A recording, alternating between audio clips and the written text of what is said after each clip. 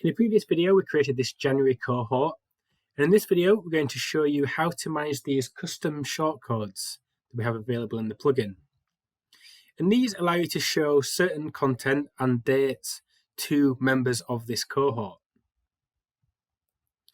So for example, I'm logged in as a member of this group on another page here, and what I might want to say is this cohort starts on this date, and we're pasting that date, but that would need to be specific to this person. So you might have lots of different people accessing this course, and you only want to show them their own start date.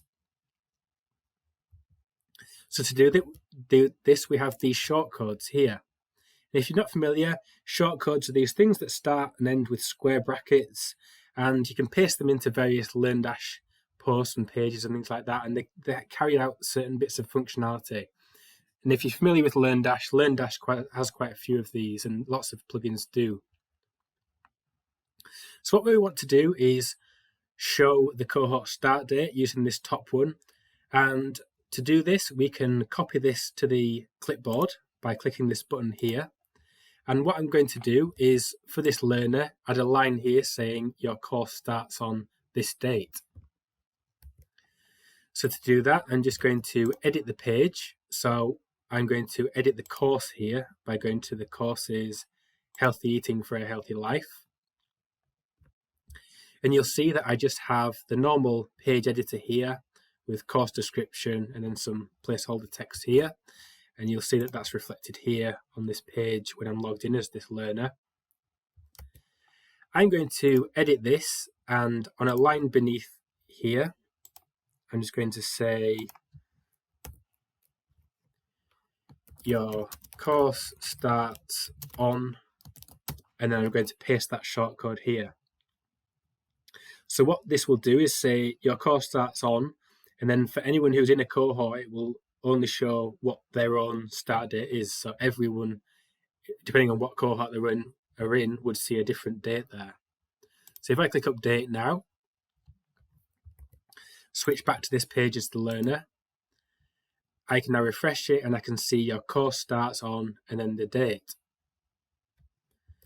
We'll just point out that that date is different depending on the different type of workflow. So if we head back to Cohort Manager, Cohort Workflows, when you create a workflow here, you have the option here of specific dates or X days from course start. If I were to choose specific dates, that would appear for whatever the first interaction is. So it would be the 29th of March in this case. So it would take the course start date as whatever the first thing is. If you were using the X days from course start type workflow, it would be whatever the date you put in as the start of the workflow was, that it would show as the cohort start date. So that's the cohort start date option here. And there's a similar one below that, which allows you to put in a specific date, which is relevant to the cohort, and copy that to the clipboard, and that would work in a similar way. So it would just show whatever that date is to the cohort. The last one allows us to show content specific to a group. So what we might have is a section of this course page that is only relevant to one of the groups. So you might have some very specific content where you want to say something to one of the groups on your LearnDash platform. So let's have a look at that now. I'm on the January cohort here as this learner. So I'm going to put in some information here which is only specific to people in the January cohort. So I could do this by clicking copy to clipboard, and it says shortcode copied. Head back to LearnDash LMS and then courses, and then edit the Healthy Eating for a Healthy Life course. And like we did with the other one, I'll just drop down a line here and paste in this shortcode here. And this one's a bit more complex. It's got a start and an end to this one. So you'll see here we've got, well, for starters, Gutenberg's recognized this as a shortcode, but we've got the opening bit that says Cohort Manager Content Group ID, and then this number relates to the LearnDash group. So you don't necessarily need to remember that, but this content that is between these two, this start and end part of the shortcode would only apply to the members of this group. And it says here some content that has only been visible to learners in the January cohort group.